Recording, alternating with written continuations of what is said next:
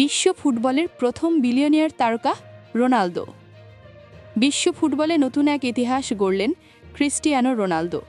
Bloomberg billionaire ইন্ডেক্সের সর্বশেষ তথ্যানুযায়ী বিশ্বের প্রথম ফুটবলার হিসেবে বিলিয়নিয়ারের কাতারে নাম লিখিয়েছেন পর্তুগিজ এই মহাতারকা। বর্তমানে তার মোট সম্পদের পরিমাণ দাঁড়িয়েছে প্রায় 1.4 বিলিয়ন মার্কিন ডলার। 40 বছর বয়সী রোনালদো চলতি বছরের শুরুতে সৌদি প্রো-লিগের ক্লাব আল নাসারের সঙ্গে $400 মিলিয়ন চুক্তি নবায়ন করেন। এই বিশাল অঙ্কের চুক্তি তার সম্পদের পরিমাণকে আরও বাড়িয়ে দিয়েছে। এছাড়া নাইকি ও আরমানির মতো বিশ্ববিখ্যাত ব্র্যান্ডের সঙ্গে করমুক্ত চুক্তিও রোনালদোর আর্থিক সাফল্যে বড় ভূমিকা রেখেছে। দীর্ঘদিন ধরে রোনালদো ও লিওনেল মেসি সমান অঙ্কের বেতন পেয়ে আসছিলেন। তবে 2023 সালে রোনালদোর সৌদি লিগে যোগ দেওয়ার পর থেকেই দুই তারকার আয়ে বড় পার্থক্য তৈরি হয়।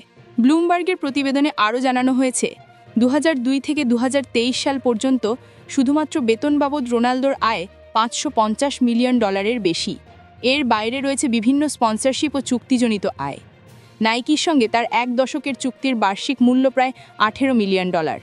এছাড়া আরমানি, ক্যাস্ট্রল সহ আরও কয়েকটি শীর্ষ ব্র্যান্ডের সঙ্গে চুক্তি মিলিয়ে রোনালদোর পার্টনারশিপ আয় প্রায় $175 মিলিয়ন।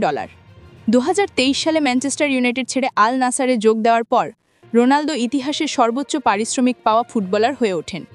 সৌদি ক্লাবটির হয়ে তিনি বছরে প্রায় $177 মিলিয়ন বা $237.5 মিলিয়ন বেতন পান। এর সঙ্গে রয়েছে আকর্ষণীয় বোনাস এবং ক্লাবের 15% শেয়ার, যা তার সম্পদের পরিমাণকে আরও বৃদ্ধি করেছে। রোনালদো শুধু মাঠেই নয়, মাঠের বাইরেও এখন ইতিহাসের অংশ, বিশ্ব ফুটবলের প্রথম বিলিয়নিয়ার তারকা।